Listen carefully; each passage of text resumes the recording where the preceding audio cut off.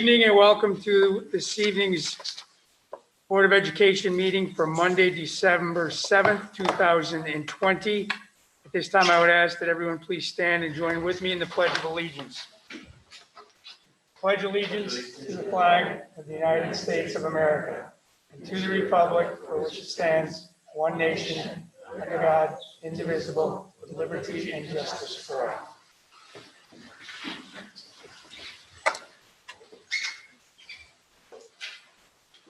First item on the agenda, presentations, therapy dog program updates. Good evening, everyone. We are very fortunate to have with us tonight some folks that are working with our therapy dogs and really started the program here in Marcellus. So I'm going to start off with KCH. I think Teddy wishes she was going first, but no. So we'll start off with our KCH therapy dog, Lolo. And we have team members with us tonight, Becky Eaton, who is the proud mother of Lolo, for those of you that don't know Becky. Today I saw Becky and Lolo and I said, Lolo. So you know how she feels. And then we have Bethany Woods, who is currently wrangling Lolo, and Jesse Beekler, and of course our principal, KCH Bob Montgomery. So I'm assuming you want to say a few words and then we have a video. Okay, perfect. Thank you. Want to take that? Yeah. First, I'd like to say thank you for inviting us to the meeting. Whenever we get a chance to talk or brag about Lolo, we take it. It also gives us an opportunity to formally thank the board and thank Michelle and thank Bob for supporting and approving the program because it's been wonderful to the school. We'd also like to give a shout out to our anonymous donors and Amazing PTO for their financial and program support. That was really part of that. They've been supportive. So like Michelle was saying, this is our core team. We are the four who trained with Lolo. So I'm Bethany Woods, school social worker at KCH, Jesse Beekler, school psychologist, and Becky Eaton, speech therapist, and everyone knows Bob as our school principal. We'd like to share with you a short video that gives you a glimpse of Lolo at work in our school, and you hear from a few students and staff on how Lolo serves us. So here you go.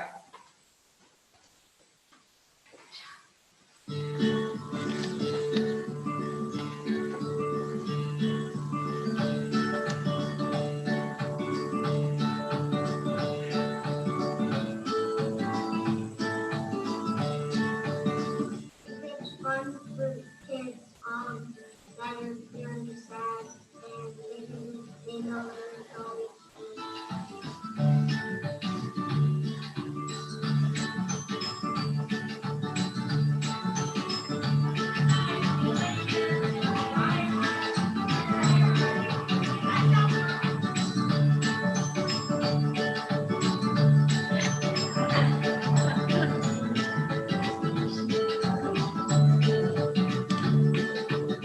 I know that being part of the TSP committee, we have used Lolo as kind of a catapult to help out with other kids, to give them some extra responsibility in the morning, to help guide kids just to keep more centered.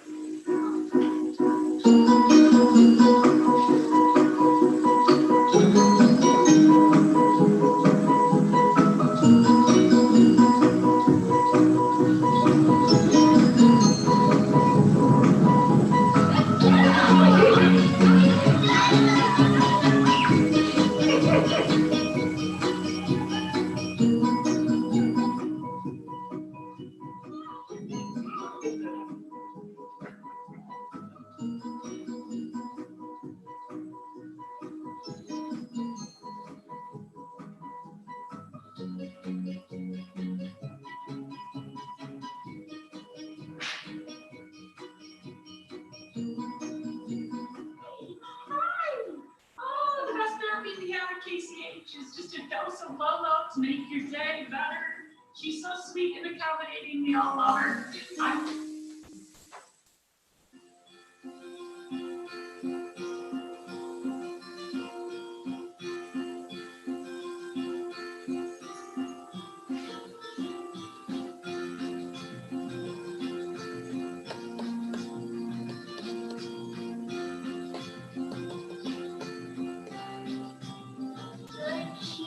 all the stuff to stand for her house.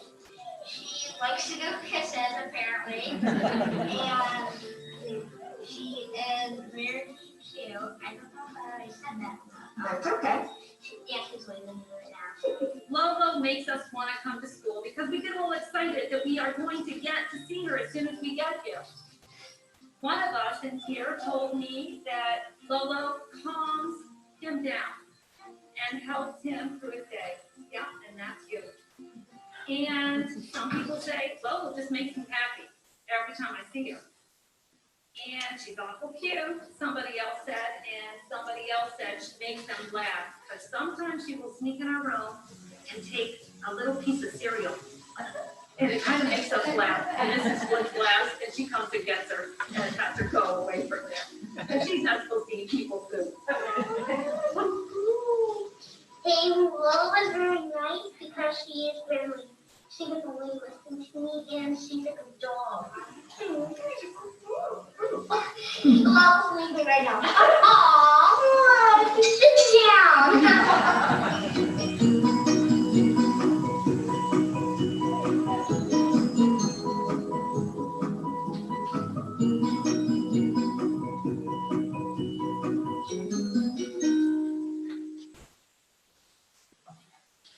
So that's our glimpse of how she serves our staff and students. We're all going to take a minute to kind of share with you how we use Lolo in our work and how she serves our students and families. But I do want to say that indirectly, Lolo works with our entire student body and our staff. I mean, she offers connectedness for the building. And just her presence alone offers that. And so she brings joy that way. As my role as a counselor, Lolo is currently serving students who are struggling with separation anxiety, grief and loss, and low self-esteem, low confidence, and we use her to build motivation. So with students who are currently struggling with separation anxiety, just to give you an example, we have a couple of students who are having a tough time with the transition of leaving their parents in the morning and coming into the building. So we kind of approach the families, the students, and say, hey, if they, love dogs or like that, you can use Lolo in the way of assigning them as a pet helper. And so I will meet the family first thing in the morning with Lolo. And from that point on, the student is supported with me, but taking on the role as a pet helper. We'll walk Lolo to her area in our wing, and they will get her area ready, get her water ready, get her toys out. And it kind of breaks the cycle of the anxiety, so we're able to move through the building a little easy. So we have several students using her in that capacity. With students with generalized anxiety, Lolo is serving as an emotional support, so just learning about how to beat worries and, identify coping skills that they can use just in talking with Lolo kind of eases their anxiety. They're able to, because children, it's hard for them to find the words sometimes to express how they're feeling, but somehow it's easier with Lolo. They'll sit there and they'll talk more with her while they're petting her.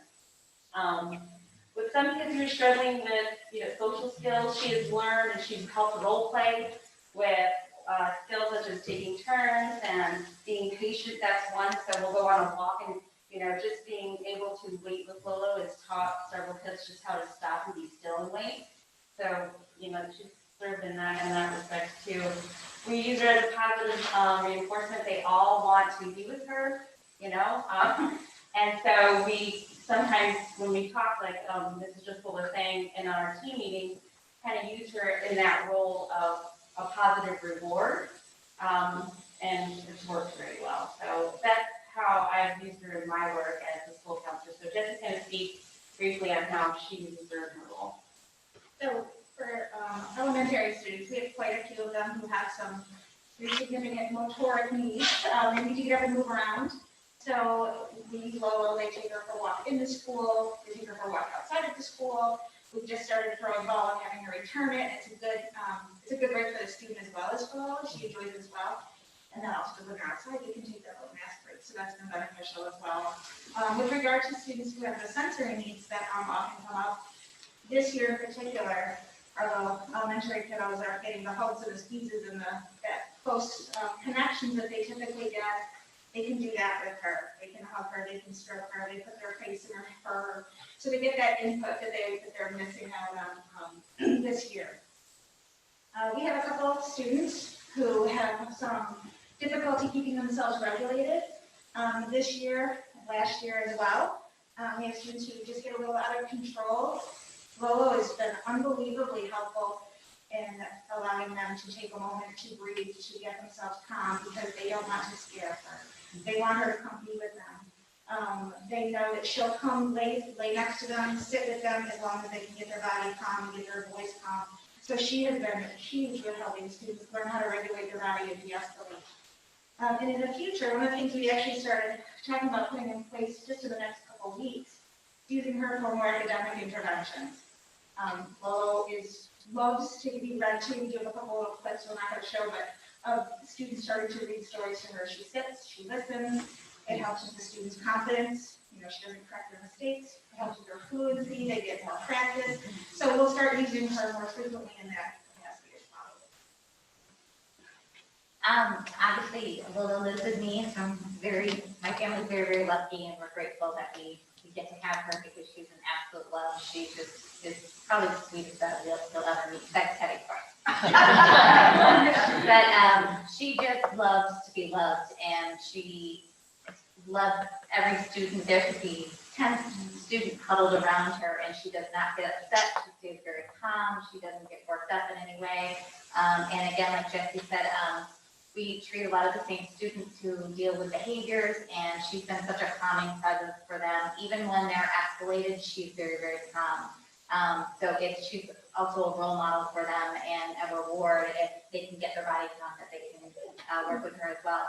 And as a speech pathologist, I'm working with some of the kids on giving her commands and, doing the shake and telling her to sit and having her roll over. And we've got kids that know what her commands are and everything, even though we haven't gone over them formally as a school, that they know what they are because they've used them, and they're really, really good about it. And it's really neat to see them take on that responsibility.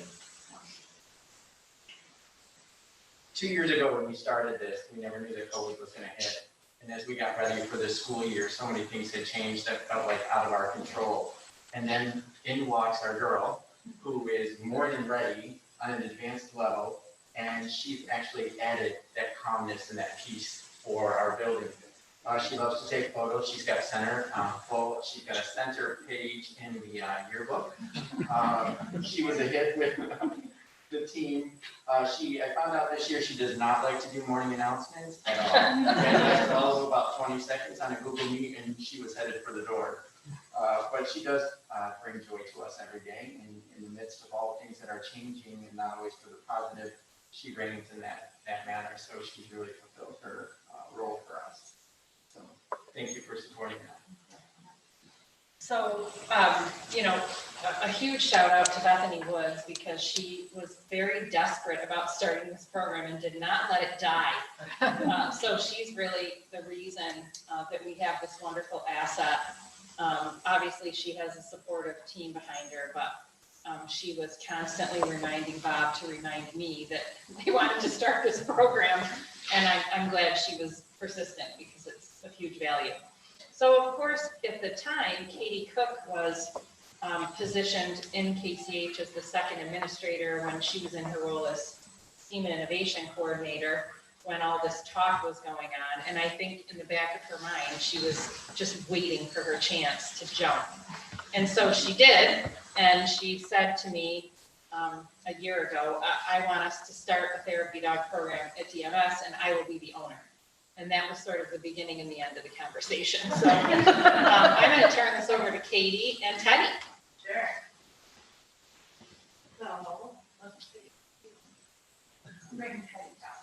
I think he's dying to be the star of the show. He was really jealous when Becky said that Lolo was the best dog ever.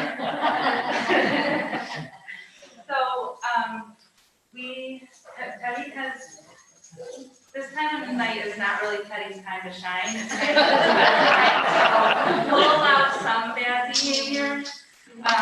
But he is desperate for some attention, maybe for some. I would give him all kinds of, come over here, I'm happy. So he has been through the beginner, the intermediate, and the advanced training. So he is a certified good canine citizen at this point.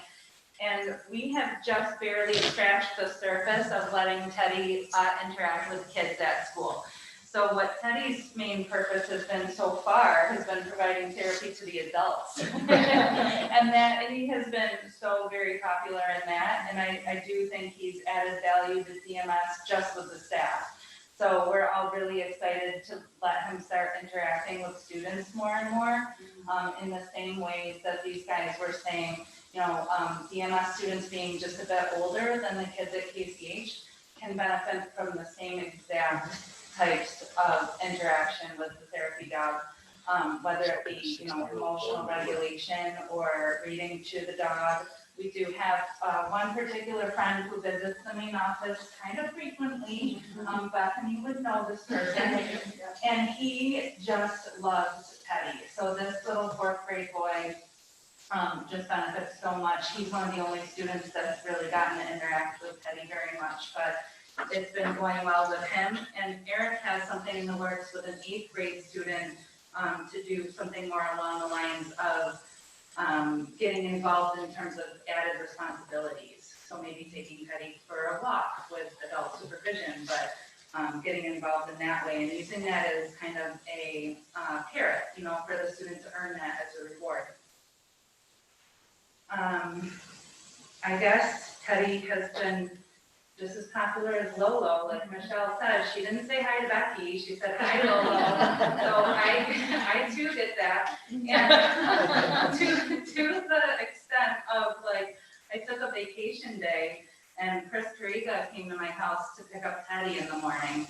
And Not bad. so I had a vacation day, but Teddy didn't. So I don't know if Lauren has anything to add, because Lauren put together the whole schedule with the adults at DMS who take care of Teddy during the day. I'm Lauren Hollister. I'm the teacher at the middle school, but I'm also doing my administrative internship at the moment. And one of my projects is the therapy dog program. I put together the schedule for adults, which they were fighting over the amount of time they get to spend with Teddy. So we divvied that out equally. Went and spoke with Bethany about what they do at KCH, and we'll be putting together a plan moving forward with the third rugby period, the second half of the school year, when a lot of stuff changes at DMS regarding scheduling and whatnot, to start to integrate Teddy a little bit more in with the student population in the school community. So we're excited, and kids are chomping at the bit to get to touch and play and start to benefit as well from a little bit more Teddy in their life. So thanks for having us.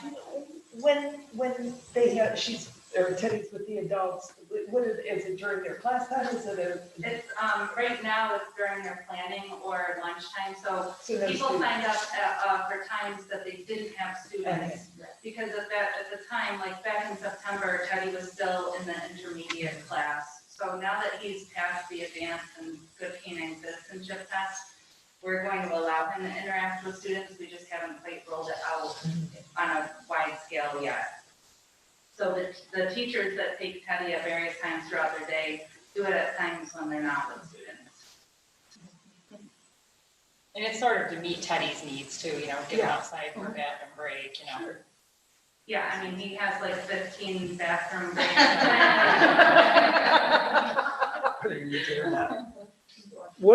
What is the extent of the training that goes into to a dog to become a therapy dog?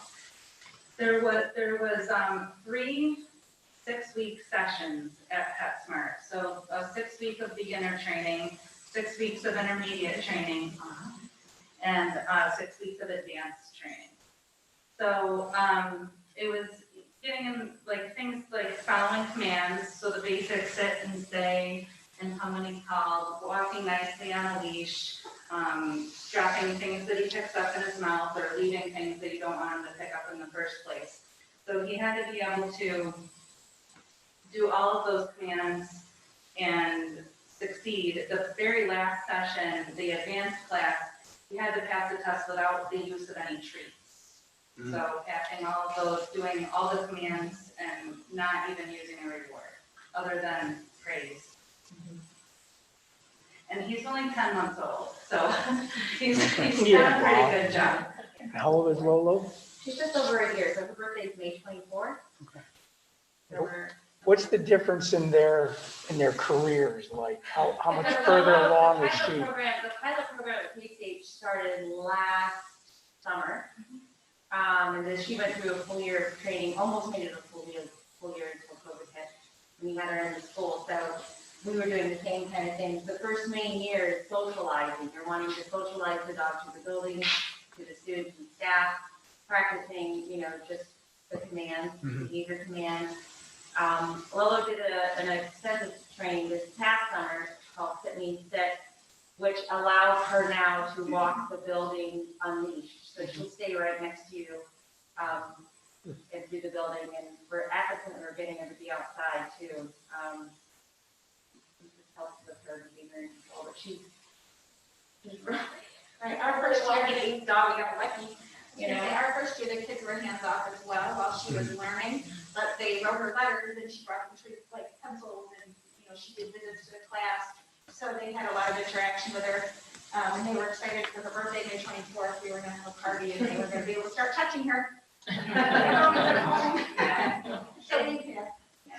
really nice to hear the carryover for the students who knew her from last year and that have a dog this year. They don't feel like they missed out and they still have the same benefits. So that's nice to see, to hear and to see. And so we're just waiting for John to come on board. He keeps trying to steal Teddy. It was slightly different for Teddy because I got him in April and probably started bringing him to school with me, I think in like June, July. And so no one was around. So he was able to acclimate to the building with very few staff around. So he acclimated to the space. And then slowly as, more staff was around in the months of like July, August, then acclimating to when the students were there, September, October, November, December, he's had a pretty logical flow of increased sort of activity around. And the only place we leave him unleashed only in the main office. So if he leaves the main office, he's always on a leash. They appear to be similar in breeds. They are the same breeder. They are. They are both golden doodles and they both actually came from the same breeder. Is- At this point, we should have a discount, right? Yeah. At this point, we should get a dog free. Why'd you get one free? That's John's dog. Is that a breed that tends to be better at this? The reason why we chose the golden doodle breed is because they have hair, not fur. So your children who have allergies, they're that type of dog. And their manners, they're just people dogs. They really are. So that's why we decided on that breed for our children. Yeah, and like Becky said, that Lolo's just a love. Teddy's the same way. I mean, you'll most commonly find him like on his back with his legs up, ready for his Or trying to eat belly him. at any point in the day.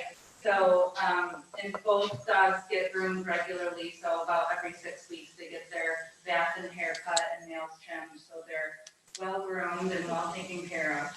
Yeah, the interesting thing about the breed, they're really smart and intelligent, and so that's why I think it's easy for them to finish their training and pass their exams. But I think even more so, I feel that Lolo knows that what her purpose is. And she comes to school and knows the difference. And she comes to school and she knows it's work time. It's amazing. Do you see a difference, Mom, with her at home as opposed to in school? Absolutely. Yeah. Just like you and your own child. When she gets home and that collar comes off, she knows that she's free and that she can be herself. And that was part of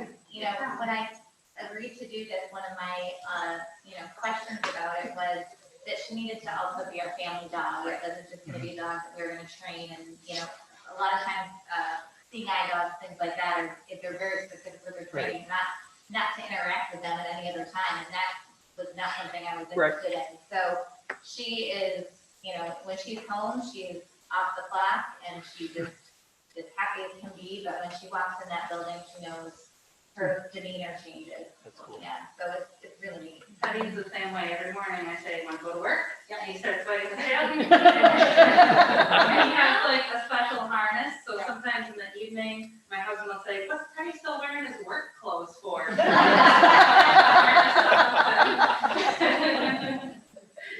So, and we have another dog at home, and Teddy and our other dog just play like regular two dogs play, just kind of get annoying sometimes, but at work, he is well behaved for the most part. Very good.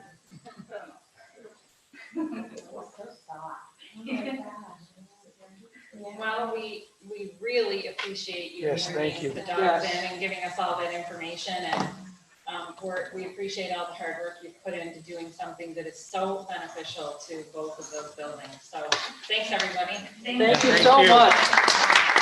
See you, Teddy. See you, Lola.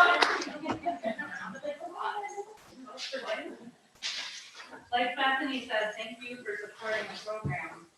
Yes, thank you. Take care. Thanks, guys. Thank you.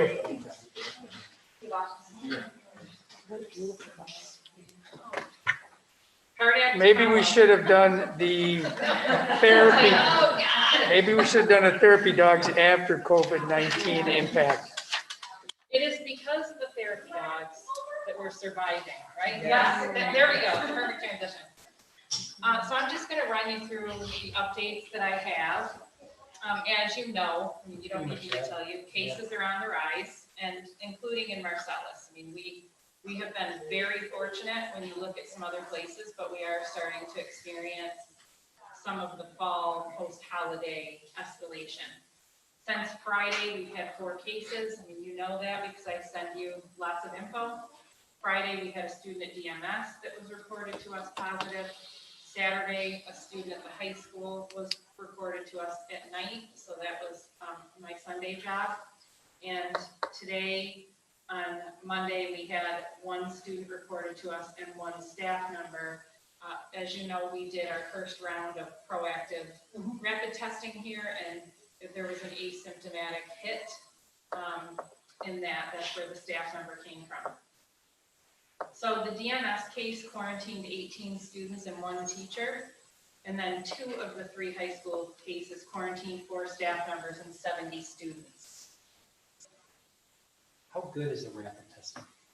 Positive is positive. Okay, good. Yeah, negative is not always negative, but positive is positive. So in terms of, just to give you a perspective, you know, Mike and I were kind of joking earlier how my day was. Each case takes about 6 to 7 hours, and that's with multiple people working on it. If you have a case where you're quarantining, you know, 20, 25, 30 people, like what we've been seeing lately, and by multiple people working on it, Jean and I take the lead. We engage the principal as needed. Sometimes we drag Kara in with us, not kicking and screaming, she comes willingly, and we do use the nurse in some regards as well. So if you get I mean, obviously you don't know when you're going to get a call. When you get a call, your next day, your calendar just gets wiped clean Right. to deal with this. Everything that I had planned for Saturday, Sunday, and today did not happen. That's sort of a good perspective. And Jean probably can tell you a similar story. She did sneak out and get a Christmas tree, thank God. But, you know, it is a complete wipe of your day. So the thing you have to recognize is obviously, I mean, it doesn't take rocket scientists to recognize the health department is varied. Because if you think about the cases that are just in schools, you know, multiply that by, I don't know what, 20? And that's the number of cases that are going on, you know, just out in the community.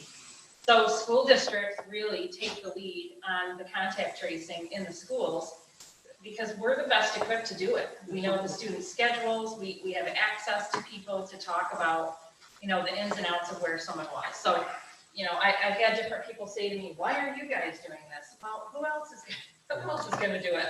And our extremely rapid response, I believe, is part of what's keeping our schools open, because we're really dealing with this immediately. If you wait for someone else to deal with it, the quarantine period will be over. And if anybody was going to get sick, they're going to get sick and they're going to be at school doing it. So it's really important that we take this really quick response. So some of the challenges with the health department's response, they are doing the best they can, and they're lovely people. I've dealt with several of them on these cases. But in some cases, I would say they're contacting quarantined individuals because they have to make contact at varying rates. Some people are contacted within a day or two. Some it's 4 or 5 days, 6 days, some never.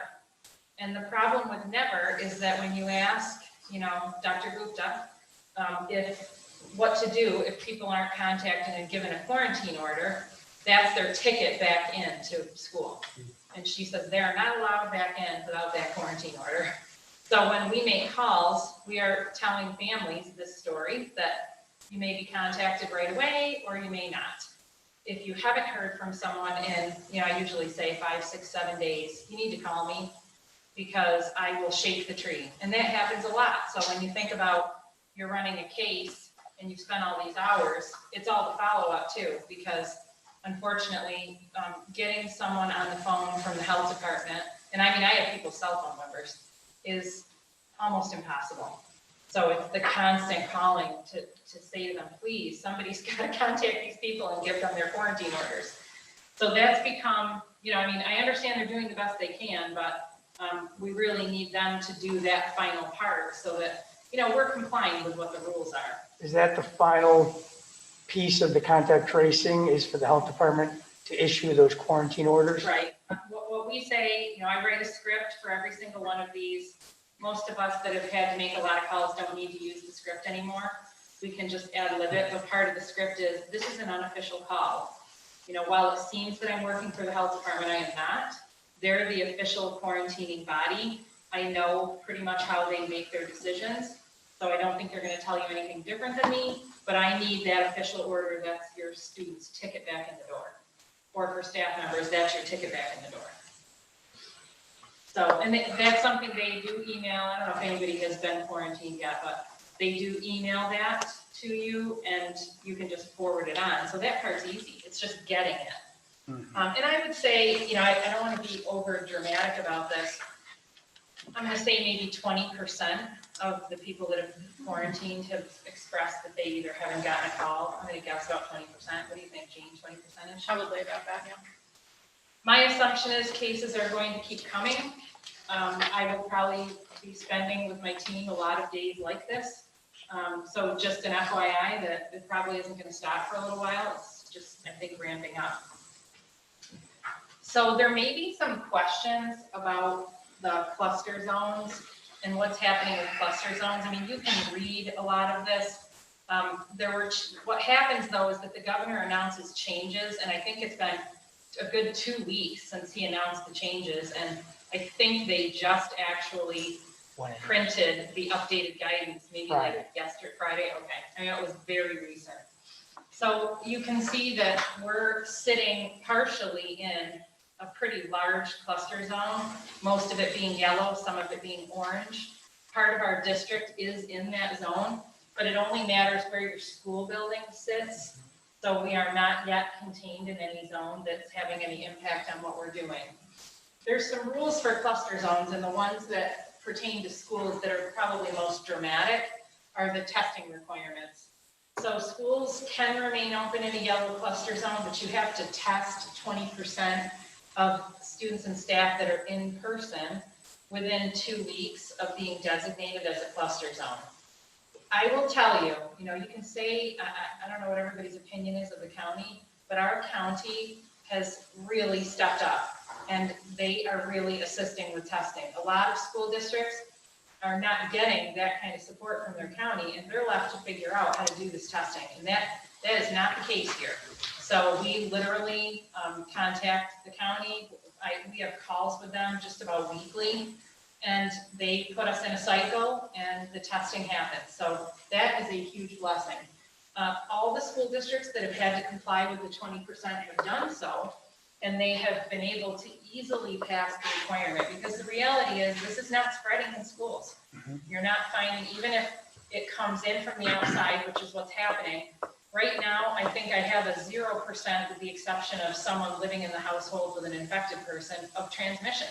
I mean, people are not infecting other people because the kids and the staff are doing what they're supposed to be doing. So yellow, I don't want people to be freaked out if we get into a yellow zone. We're just gonna have to do testing. I have no doubt this community will step up, and there will be plenty of families that'll let us test their kids, and we will stay open. It's easy. And Mike has done it. So, he wanted to do more of it, he said. After the planning that goes into it. So there's also rules if the orange cluster zone either moves or expands. And there are already some districts, as you know, in the cluster zone, largely Syracuse City and Lindenport. And so the testing deal with orange zones obviously is a little bit more strenuous. So schools still have to test 20%, but it's very specific that in the first 2 weeks, you have to test 10%. In the second 2 weeks of the month, you have to test another 10%, but it has to be unique individuals, meaning I can't just have the same 50 families, testing every single time. Every time you test, it has to be unique individuals.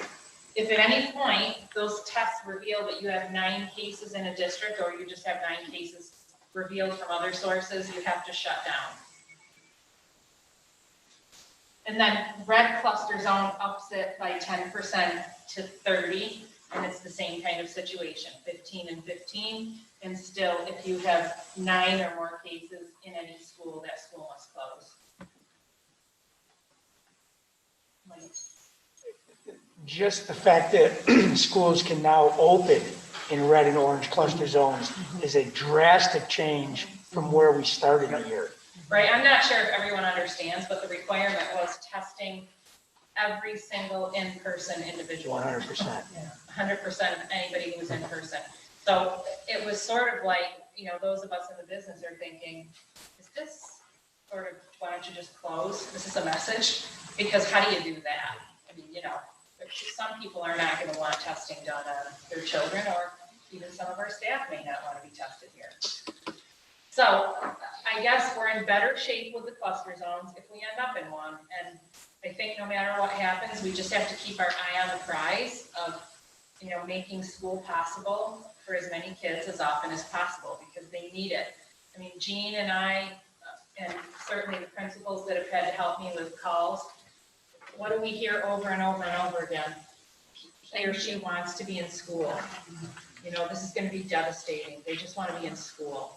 They also repeatedly say how thankful they are at how the district is handling things. And, I think that's a testament to all of you, to the administrative team and all the staff. People are really doing an outstanding job, and it's being recognized by the community.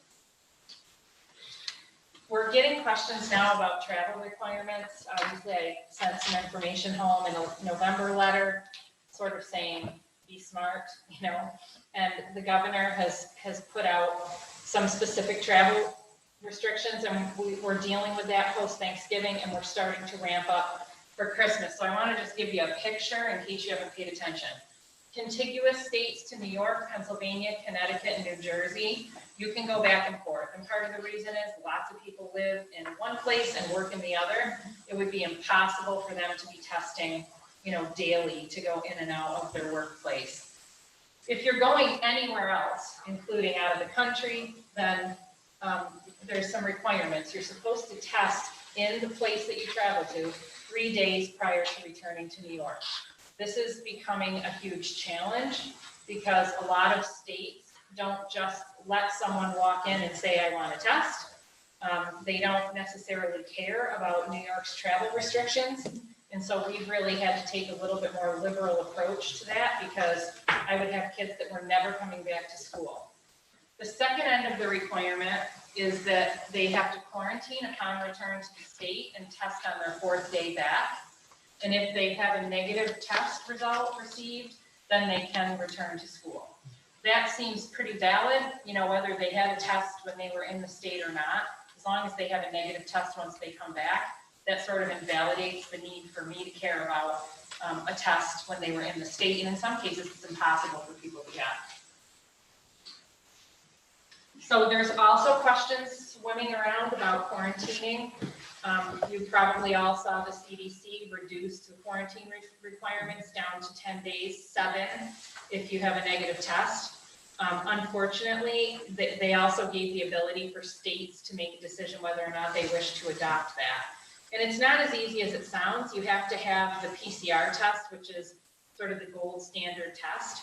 And honestly, if they make this change, what's going to happen for us is that now we're going to have to be arguing with people about what kind of test they had and try to keep track of it, which will be super unpleasant, maybe more unpleasant than just quarantining for a few more days. But we'll see. New York so far has been contemplating, but has not made any changes in quarantine length. So, what can I tell people to keep doing? I think we're doing our best. I think that, people have tried really hard, which has sort of kept us in this good place. We need to just keep wearing our masks, keep thinking about our social distance so that we aren't breaching it and getting too relaxed, on a continuous basis. I've recommended that families limit their circle and the circle that their kids travel in. The more people you're around, the more potential for exposure, including, people that are asymptomatic are out there. I'm betting that the staff member who tested positive could have very easily, because I know the person is pretty much doing nothing, probably picked it up from an asymptomatic kid here. You never know. So if there's symptoms in a household, they need to be taken seriously. Most of the cases that we're seeing are a runny nose, and I'll hear someone say to me, it's a runny nose. They get a cold every time, every single year at the same time. Don't take it for granted, because those runny noses are either just the normal fall cold or COVID.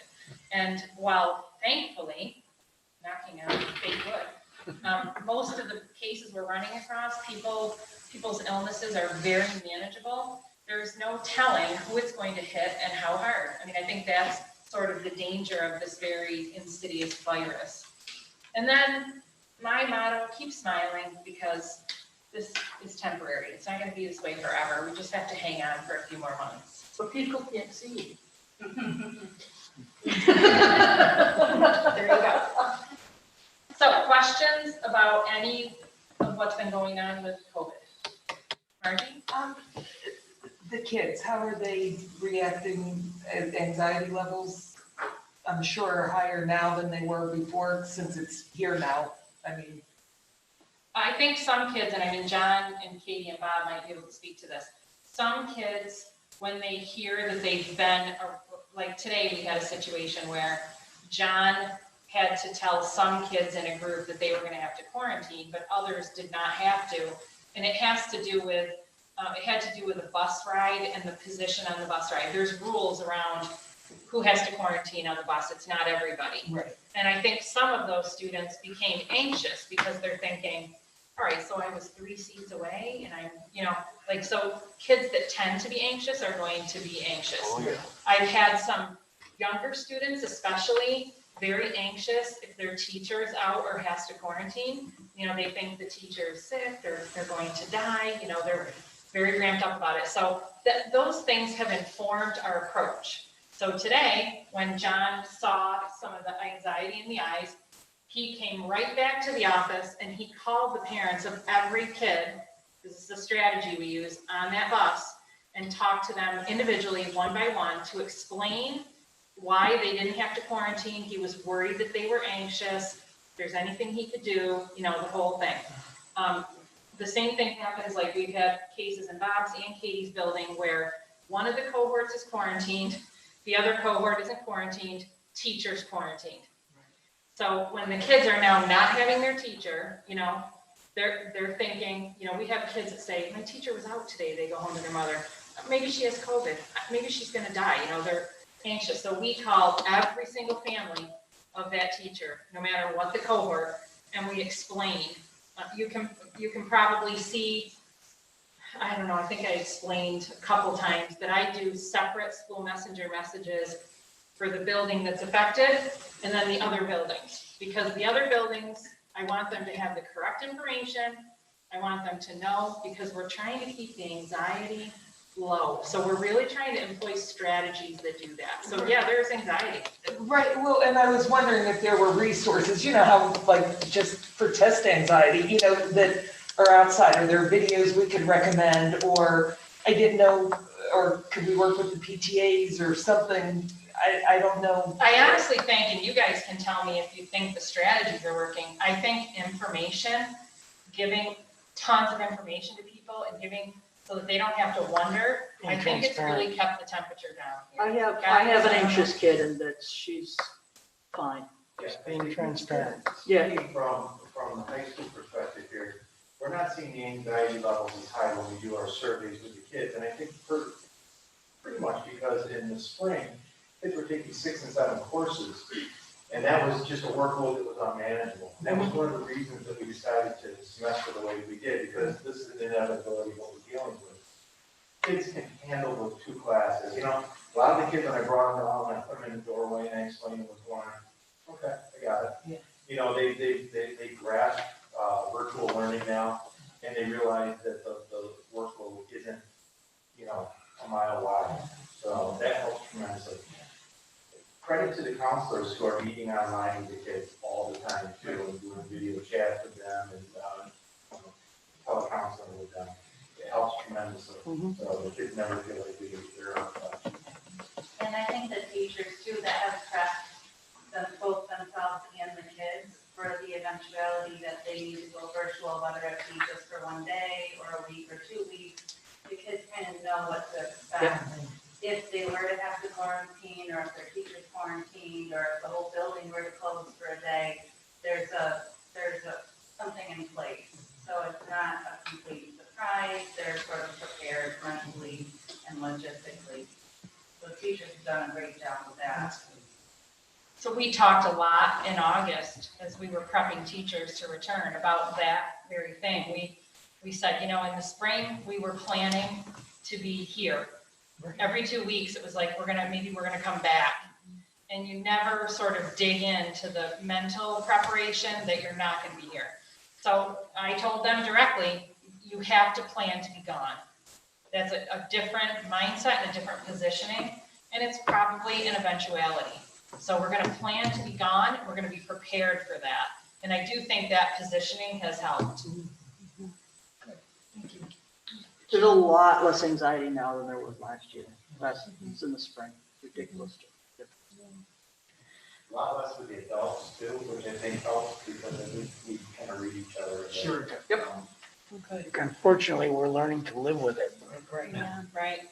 Michelle, I had one question about, and I know it's all changing and just recently changed, but the yellow and the orange, if you have 9 cases or more, it says the school has to close. Do they give you any idea of how long the school has to close, or is it, there's no guidance around that? I don't know how you test out of that. Okay. That was a brand new thing. In fact, while I was working on the case today, our attorney sent out just a summary, because things had come out on Friday. And Tony said to me, did you see that? And I said, honestly, I didn't, I missed it. So we put it in here, but I don't have any, I have no idea. And it could be, as things happen, I think the governor is learning what's really necessary and what really isn't. And I think there was a time that he was okay with schools being closed. And I would even say he probably would have been content if we all stayed closed coming into the school year. And I think he's really changed his position because school's about the safest place you can be. If you want to not get COVID, come to school. It is. Because it's not spreading here. Even if it's brought in, it's not spreading. Okay, so thanks, and I'm going to keep the information coming. You'll be able to tell if we have cases for not right away, because you'll know. Tony and I still are sort of in this position of frozenness around budget, but we're getting to the point where we'll have to do some moving and planning. So I thought just to sort of put it back on the table, Tony could give us a little overview. So Tony, take it away. We're going to keep the anxiety with budget to a minimum. Speaking of anxiety, we don't need any more. Just a reminder on the second page of the agenda at the bottom, there's a link. There's always a link on the electronic version of the agenda to a financial update sheet. And so anytime you want to see how we're doing this year, you can always click on that link and see for yourself. So that's something we implemented last year. It's there and available for you. So if you were to open up that sheet, you'd see an update for this current year that we're looking at a potential small surplus of around 100 to 200,000. That changes throughout the year depending on what experience we have with contractual expenditures and things of that nature. So it's very early to give you an accurate projection of where we think we'll land at the end of the year, but that's what it looks like currently. In anticipation of January 25th, that's the first meeting where you'll receive some budget materials. There's a roll forward process that we go through for expenditures. Those that have been on the board, you probably know the drill. Christine, I think you would be the newest board member, but we did take you through this is this your first year? First year. Okay, so you'll get to see firsthand in January when we actually kick off the budget process. But in any case, that's complete at this point. I don't expect there to be much, if any, change between now and January 25th on the expense side. Do keep in mind that the MFA contract ends their contract ends this coming June. And so that is a major variable that comes into play in addition to the retirement system contribution rates and health insurance premiums. This is the big nut. State aid is uncertain more so than ever before, let alone next year. We don't know what's going to happen with this year's state aid. It's that unusual. So with that unknown, in addition to trying to look out a year, things are up in the air. Next year and this year, heavily dependent on what happens with any kind of federal stimulus. And I think we've mentioned this at a couple other meetings. We're watching and waiting. Without any dollars from the federal government, things will be very, very bleak next year. As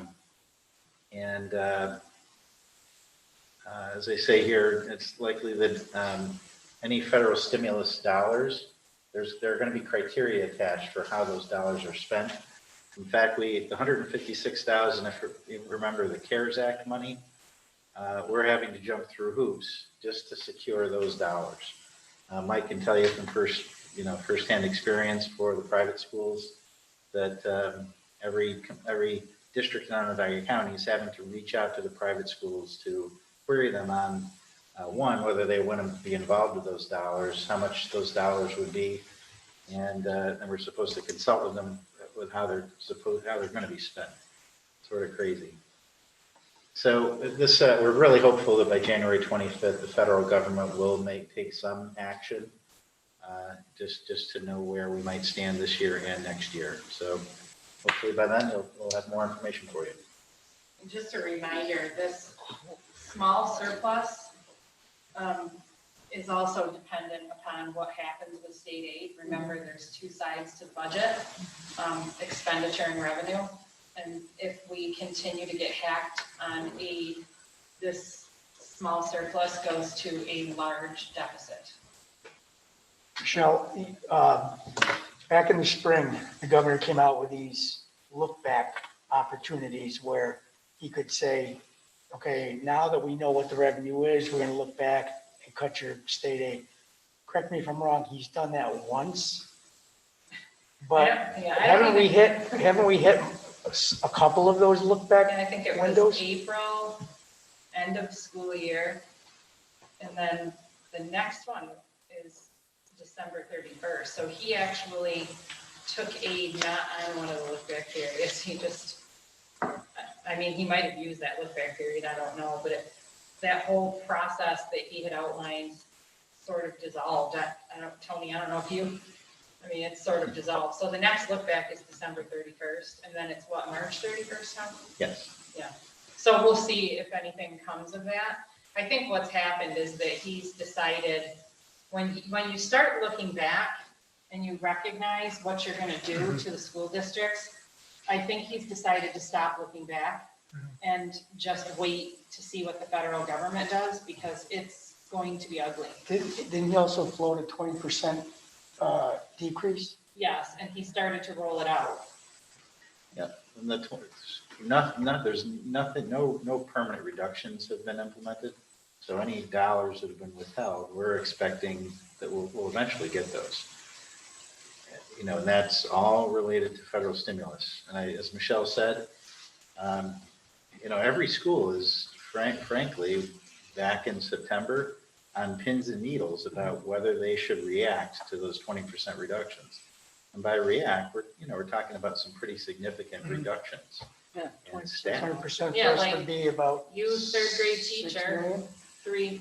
3.6. 20% would be for about 3 million for us. And it was a little more because they took 20% of our final aid payment for 1920 as well. Correct, yeah. So Yeah, it that ended up being number I like think was 26. 3.3 million.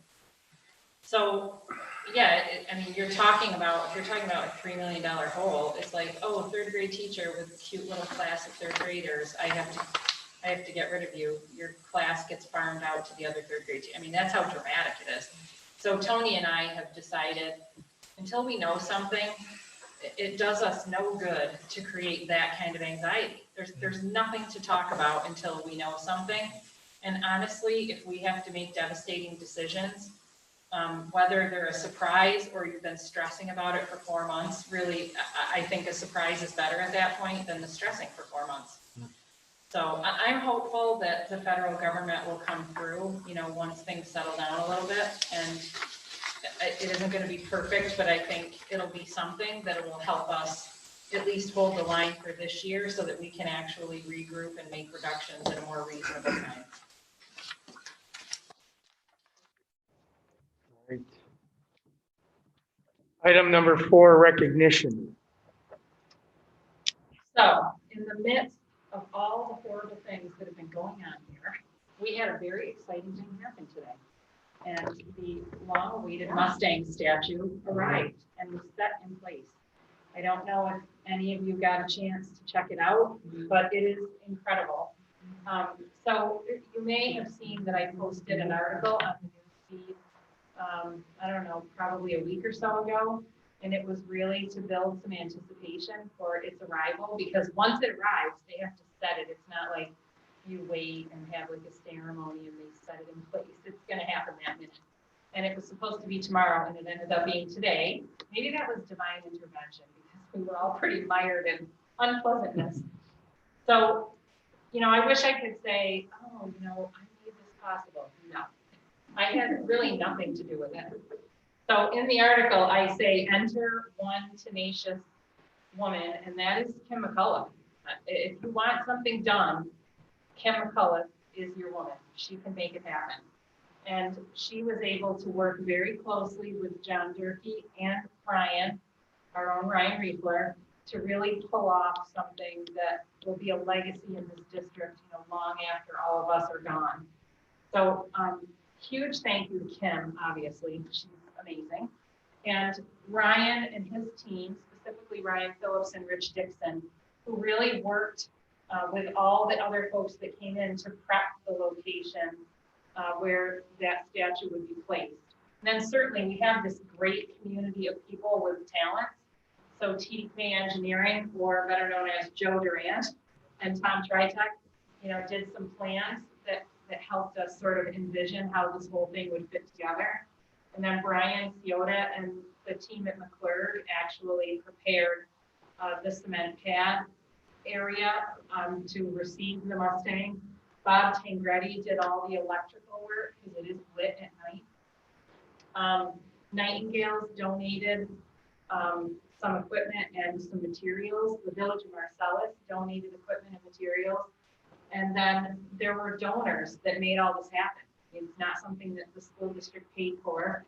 After the ball parents, the class of 2020 donated, and then various donor families made this all become a reality. And it is really quite incredible. So hopefully you can check it out, and hopefully when the weather gets a little nicer and we can actually have a gathering, we might be able to do some little dedication ceremony outside, which is what something like this really truly deserves. So my heartfelt thanks to that team, and to John. I think this is something John really wanted to see happen in some way, and I'm really happy that he's getting the opportunity to see it. Remember, I wanted a green one. Yes, and we fixed that, because that would have been horrible. But you brought it up, not me. Also, Nightingale's True Value, again, second thing we were given, made a donation to our music program, and admittedly, I found out about it when Josh Nightingale, who's our band director at the middle school, sent me a message letting me know. And so I just want to read this to you. He said, I don't know if I mentioned this to you, but this fall, the True Value on South Street offered to make a donation to the music department. They've always appreciated the program and all that MCS does for the community, and wanted to help with any of the extra costs associated with the music program this year. PPE for rehearsals, extra technology that we needed to operate as smoothly as possible, music for newly balanced instrumentation, etc. So they donated $500 and applied for a matching doubling grant through the True Value corporate office in Chicago. That application was approved, so the music department received $1,500 to use wherever we see fit. The reason it never came in front of you is that it was donated through the Marcellus Academic Club, and they generously passed it on to the music department for their use. So it came through a different channel, but definitely I wanted to make sure that you knew, and they have used it to help offset webcams that they've purchased, custom plane masks, some bell covers, and other things that have come up. I will tell you, I don't know how many of you started to shed tears during the video of the dogs. I did a few occasions tonight. And I will tell you, the first time I heard the sound of an instrument in a building, I literally was brought to tears. So it is definitely a blessing to have these things so that our kids can enjoy music. So thank you to Nightingales. And my last recognition tonight is for what I call the Marcellus COVID team. It's basically our directors, our administrative team, and the nurses. We all work as a true team when there's a case, including Ryan gathering people to do extra cleaning, sometimes at very strange hours, so that they can get in and out of spaces to make sure that they're completely sanitized before someone walks back in. Donna Rice has been single-handedly almost running the high school kitchen when we had to quarantine a lot of our kitchen staff with a little bit of help here and there. And, you know, our tech folks, I'm constantly having to check with Elena to see who's been around whom. And then the administrative team and the nurses who really assist with all the communication and contact tracing. It's really upended a lot of our days, and I just value these people more than you can imagine. They step up every single time. In fact, I had people trying to get a hold of me this weekend to see if they could help, you know, that aren't even connected to the case. And that, you know, that's the kind of people that we have here. So administrators, directors, you're all a blessing to me. So thank you so much. All right, moving on, resident comments. Mr. Snatcher, are there any resident comments? No, in fact, we are no longer accepting resident comments through the process when we were initially doing meetings remotely. Right. So at this point, any resident comments would have to be In person. Correct. Okay, and is there a way that we can get that out to residents to let them know that? So that if they do want to comment, they know they need to be here? Sure. Because we had been offering that up until now. Item 6, business. 6.1, corrective action plan. Resolved that the Board of Education approves the corrective action plan for the 2019-2020 internal and external audit. May I have a motion? Motion. Margie? Second. Second. Patty? Questions, comments? Tony, I have a question. This first one, the school lunch fund deficit fund balance, has that been impacted by COVID, by kids, by, a full complement of kids not being in the building each day? Dramatically. So I'm sure everyone here received a letter almost pleading you to allow us to give your child a lunch. And so yes, it's had a profound impact on our revenue stream. We are down 3 staff members and they're managing to do what they need to do, but it's very tight. So yes, it's been heavily impacted our program. Can kids, so like, if they have a budget, they have money on their whatever, can they get like a snack, like ice cream or any of that kind of stuff? Because I heard that they can't. At least in the items KCH. I believe only at the high school can they purchase a la carte items. Otherwise, at KCH and DMS, I don't think that it's available. Can we, is that something that's gonna stay shut down, or can that happen? One of the challenges is with how lunch is being served and minimizing traffic in the hallways and just congregating in general. Can they get anything like a milk if they have lunch, if they want to buy like a chocolate milk or something? Yes, yeah, they can get a milk. You mean like an we get- additional one? Yeah, like if you bring your lunch to school, can you buy other stuff? Like if you want to get an ice cream for dessert or a chocolate milk or whatever. Yeah, it all depends on the building and how the building operates. It would be very difficult to coordinate with the limited number of staff. If kids are ordering ice creams, and it would be challenging. Well, I'm just But thinking a way that you sell more food. The lunches are being served in the classrooms, correct? Correct. For the little ones especially, the high school students can actually go purchase and then Okay. bring it back to.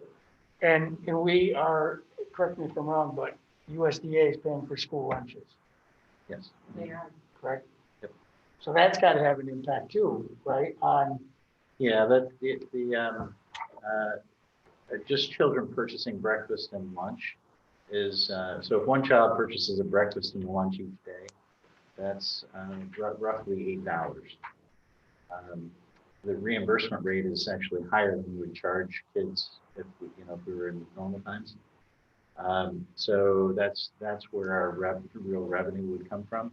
Even the a la cartes, they don't sell as much as you would think in the earlier grade levels, the high school more so.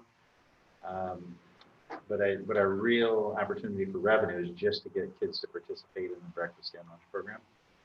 So I think, not to derail this, but I think if you would like a more comprehensive understanding of how things are happening in food service right now and why, it would be really good if we actually engaged Donna and prepared the building principals to talk a little bit about some of those logistics, and we're happy to do it. I can certainly add that if you see fit to a January. board members? That's a good idea. Yeah, it might be a better idea to get a better understanding of what is happening in each We're not building, really prepared to particularly if it's different. spend a Yes, lot of it is. time talking about nitty gritty, but we can prepare to do that for sure. Any other questions in regards to the action plan? All those in favor? Aye. Opposed? Carried. Item 7, personnel. Resolved that the following personnel items be approved. You can see those 7.1 through 7.6. May I have a motion? Motion. Mike? Second? Christine? Christine. Thank you, Christine. Any comments or questions? All those in favor? Aye. Aye. Opposed? Carried. Item 8, consent agenda. Resolved that the consent agenda consisting of the following items be approved, 8.1 through 8.4. May I have a motion? Yep. Patty? Second? Margie? Questions or comments? All those in favor? Aye. Opposed? Carried. Item 9, information items. Board meeting format status. Just letting you know No that if change. at any point you prefer to switch to remote for any period of time, the executive order is extended through the new year. I anticipate that will continue to be extended, probably likely until such time that we're well into the vaccination process. So I don't think you should be, you shouldn't feel pressured to certainly go remote, but you shouldn't feel deterred. I think we'll have the support of executive order at any point. So that's the update there. I like the fact that if school's in session, we're in session. Yep.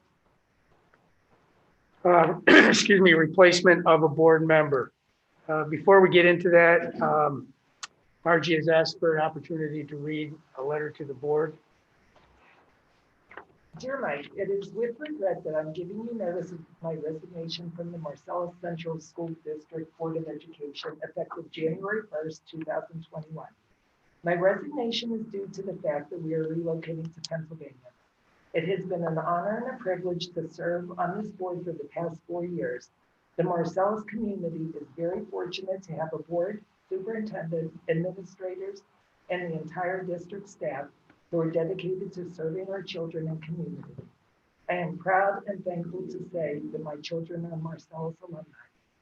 Thank you for the privilege of serving our community. Sincerely, Margie Bensel. And that being said, I just wanted to add, we moved here 15 years ago for my husband's job, and we didn't know anybody in Marcellus. So I thought, why not get involved with the school and volunteer? Maybe I'll meet people. Guess what? Careful what you wish 15 for. years later, right? And 3 Marcellus graduates, and it's just been a pleasure. So I appreciate everything that I've gotten, and I appreciate all of you. Well, thank you for your service.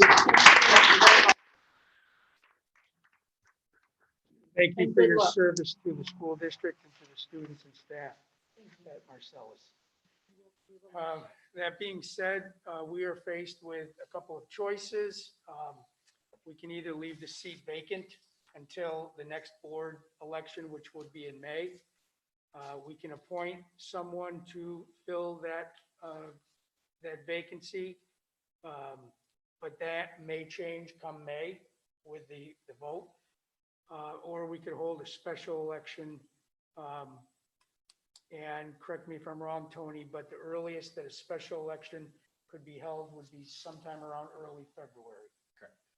So if we were to go that route, the election would be in early February for about 4 or 5 remaining board meetings in the school year before the election were to come up.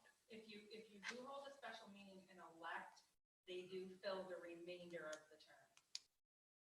But I think what So you're the saying. remainder of the term? Right. The remainder of the term only if you do the election, Mike. Okay. Okay. But I think your point is there's 4 or 5 board meetings before you would be having an election Another board to put one in right. the seat anyway. So that's maybe part of weighing your decision.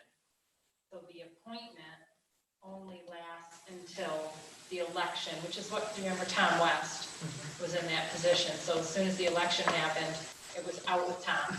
Right. Because there was someone elected. It should be 2021. I found out that if I change the slides here, Michelle, it won't. So that's May 18th. Oh, yeah, it should be 2021. 21. So that being said, what are your thoughts about about those 3 choices? To me, leaving the position, leaving it open, to me makes the most sense. I mean, spending the money on a special election doesn't seem to be prudent. Like you said, it's only 4 or 5 meetings that we would have, and What would the cost of an election be, Tony, approximately? Approximately $4,500 for a standard election. The majority of that cost is in postage. And I did confirm with the attorney that we're not required. We wouldn't be required to send out a notice. I think it would be kind of silly to not inform the entire community. So the majority of that cost is wrapped up into postage. I'm on a group chat with like 18 guys I graduated Marcellus High School with, and they just put the picture of the Mustang up. Oh, cool. That's cool. Isn't that awesome? Now they're all commenting. Cool. Ryan, that better be bolted down because I don't want to find that skinny Atlas sometime. Yeah, really. Cameras are on it. There you go. So anyways, back to the matter at hand. Yep. Other thoughts? Christine, Mike? I want, I sent a message to Michelle. I'd like to fill it, but then when you learn about additional costs and things like that, I guess it makes sense for me to wait until the actual election next year. In May. Fill So it. I think we have normally we would have 2 seats vacant in May. This would be a third. So that would become a third opening that we would have. Christine? I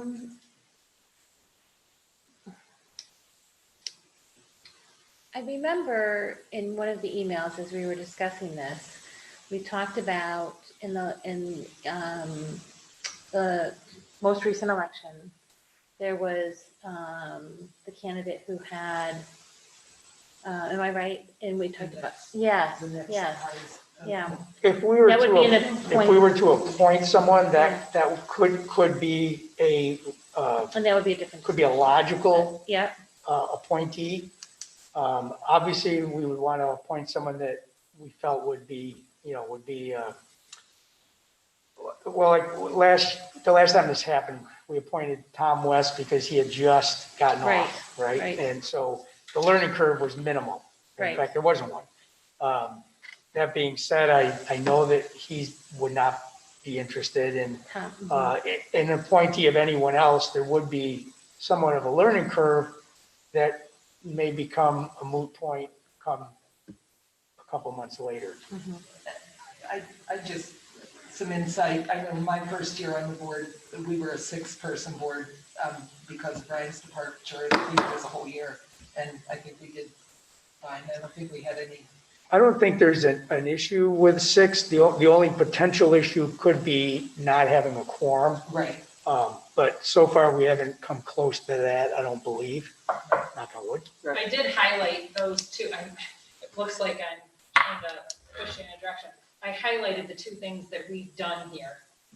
We haven't had a special election, but we have left a seat vacant, as Margie pointed out, and we have appointed, as Mike and Christine pointed out. So I don't know if we're missing a couple folks, but, 2. I'm fine with what, I already said my piece. Well, I certainly, there are 2 other board members that aren't here, but that being said, I think of the members that are here, Yep. my feeling is that to wait until the May election to fill this seat along with the other 2 that normally would have come up. That makes the most sense. So I guess that. Sorry, Mike, the way that works, just to refresh everyone's memory, is that if you only have, obviously, 3 people running for 3 seats, which is sometimes the dynamic here, the 3rd highest vote getter will take this seat because it's a shorter term. Right. Okay? If we have 4 folks running for 3 seats, it's still the 3rd highest vote getter who's a non-incumbent, because obviously an incumbent's already sitting there. So. Okay. All right. Any other comments, questions in regards to that? All right. Once again, Margie, thank you for your service. Thank you. Item 10, resident comments, which is, Can I make a comment as a resident? well, it's a stretch, but I do go live ahead. here. 4337 Shellmark. I want to say that the testament of a community servant, especially a servant in a school district, is someone whose children have long graduated and they are still here. And when I say to John Durkee, how are we going to get some of the stuff done? And he says, I'm calling Margie Bensel. And I said, well, her children have graduated. I don't care, I believe was the response. I need her. Margie, you've been a blessing to all of us. You've been a blessing to all of the students here. And I imagine, even from Pennsylvania, we're going to see you knocking around here from time to time. Absolutely. And I'm just so thankful that I had the opportunity to know you and you've definitely left a mark on my heart. So thank you so much. Thank you very much. Thank you. And thank you, and I've worked the most with Jones, and thank you for everything. We got a lot done. Item 11, executive session, of which there is none. Item 12, adjournment. Resolved that the Board of Education meeting be adjourned. 8:20. May I have a motion? I move it.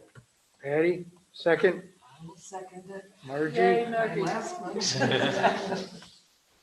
All those in favor? Aye. Opposed? Carried. Thank you, folks. Thanks, everybody. Thank you.